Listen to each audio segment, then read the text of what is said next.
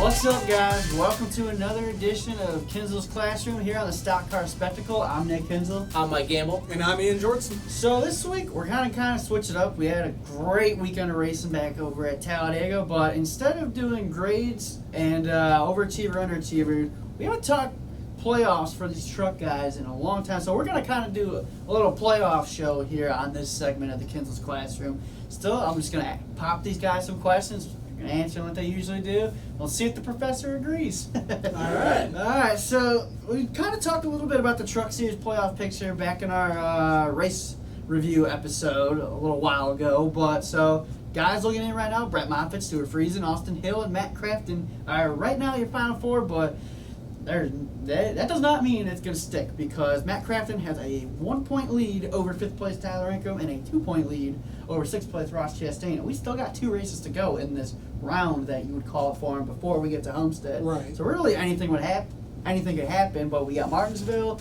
and we got Martinsville, and then we got Phoenix coming up for these guys. So Tyler Ankrum and Ross Chastain are on the outside looking in right now. So I guess we'll start.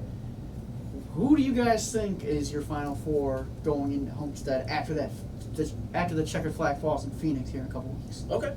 So to start, I think Brett Moffitt is a lock. Yeah, pretty much. I think Stewie Friesen makes it as well. Austin Hill, not so much. My championship four will come down to Brett Moffitt, Stuart Friesen, Matt Crafton, and Ross Chastain. Like we discussed on our race review show, I think in one lightning round questions we were asked about who will win at upcoming tracks. I think Matt Crafton has a very good chance of winning Martinsville and will punch his ticket to Homestead there. And I think Ross Chastain either finds a way to point his way into that last spot from there, or gets a win at Phoenix or ISM, if you will, to take that last and final spot going to Homestead.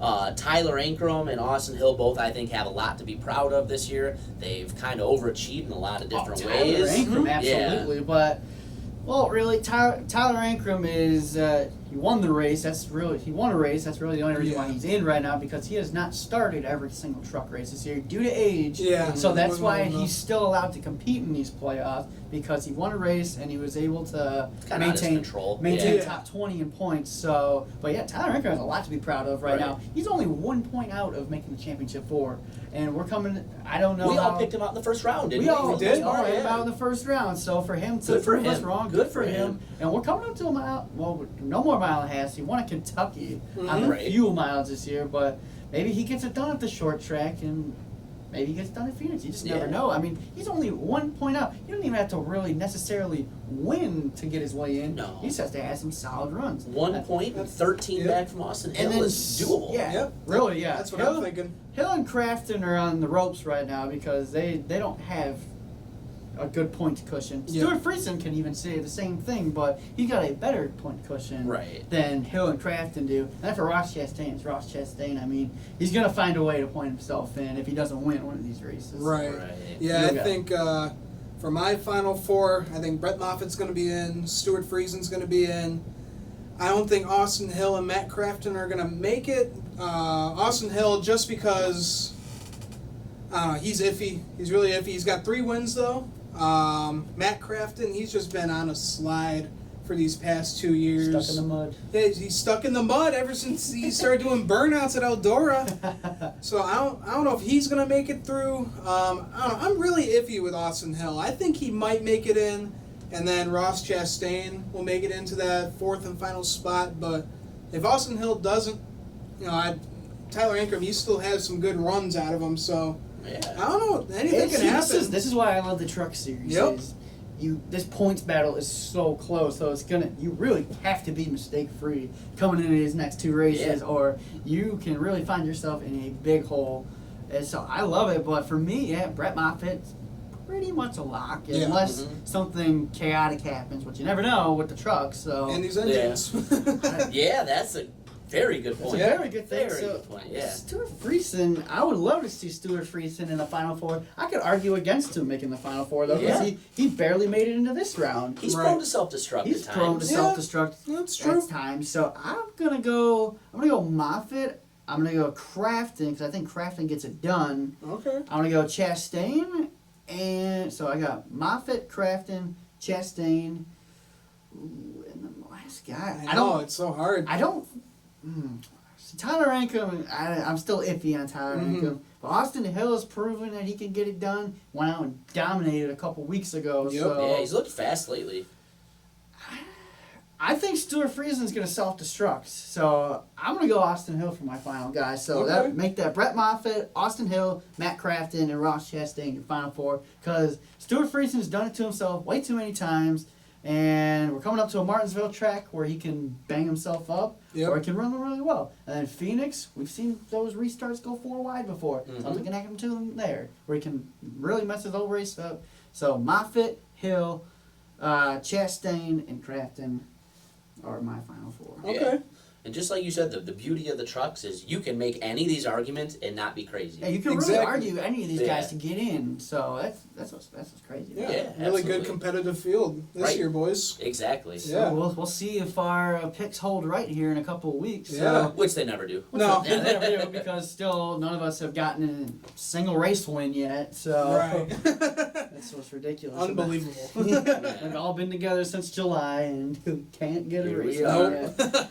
I don't know if we're just stupid or if the racing's just been that unpredictable. Unpredictable and that good. I will say one thing though that does help is none of us are really the type to go out and pick big favorites often anyway. We all want to see. We like to dream a little bit. I know you and I are both this way. We're big underdog guys a lot of the time. This guy. in our rooting, as fans, and then you with the picks have definitely been captain underdog here. See, I might be a little crazy when I pick my overachiever, underachievers, but that's all. Everybody's got a little crazy. Exactly. So one of these times we're gonna get it. One of these times we're gonna get it down. It'll happen one day. All right, let's talk about the Cup Series. Well, the Cup Series could have won either way with Ryan Blaney won the race, so our current point standings right now. So Larson and Blaney are locked in, and then you got Hamlin, Truex, Kyle Busch, Harvick, Keselowski, and Logano. So that meaning your first 4 out. Bowman, Elliott, Boyer, and Byron. So pretty much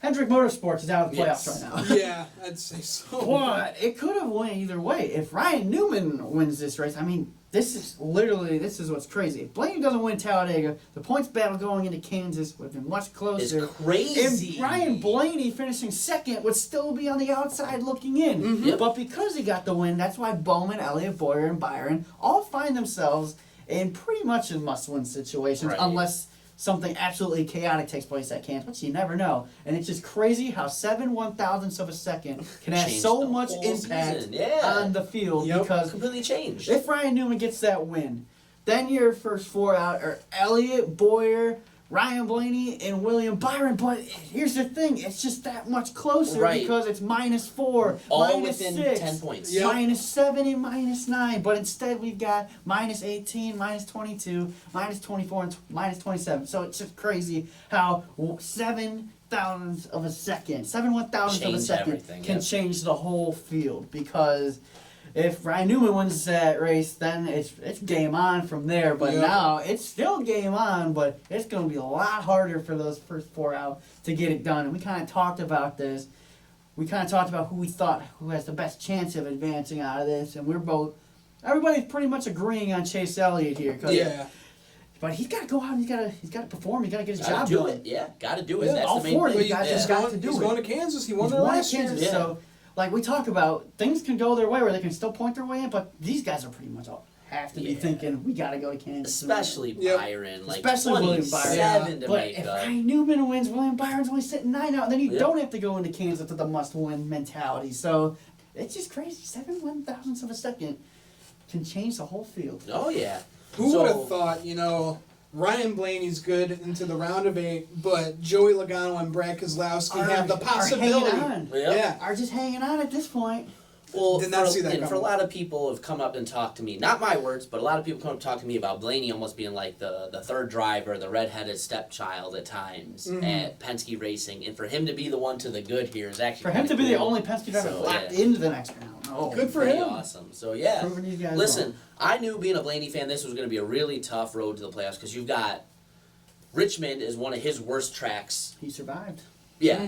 The Roval, you never know what you're going to have. Talladega, you never know what you're going to have. But when you have a track that you're really bad at, kind of sprinkled right into that first round, kind of throws a monkey wrench compared with those other things too. So Hats off to him. He got a top 5 in Vegas, put himself in a good position, did what he had to do at the Roval and at Richmond to get himself in this position. You know what?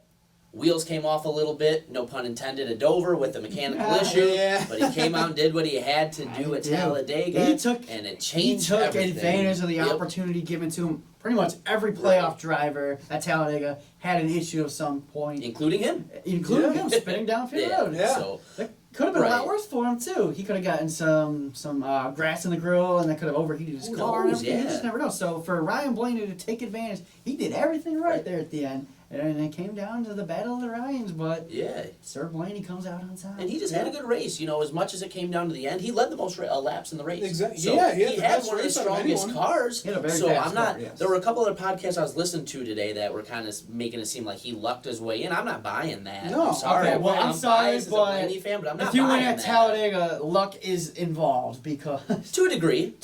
luck is involved for But- anybody. But there's skill to run There's those also races. skill to I'm run just saying these it's not like he races. only won because he was the only car left, is I guess the real point. We could have that argument all day long. But he had one of the best cars in the field all day long. Well, both days long, I should say. Yeah, right. He led the most laps, and he led the last lap is all that counts. So Exactly. here we are. 22 hours before winning the race at Talladega, Ryan Blaney was spinning out in the Yep. pit road, and what a difference 22 hours can do for you, buddy. I mean, Exactly. who would have thought Chase Elliott would have won after, smashing into the safer Yeah, barrier right, at the Right. Roval, so you just can't count these guys out. And then who would have thought Kyle Larson and Ryan Blaney are our winners here in the round of 12 right Totally shakes things up, Not man. me. I love it.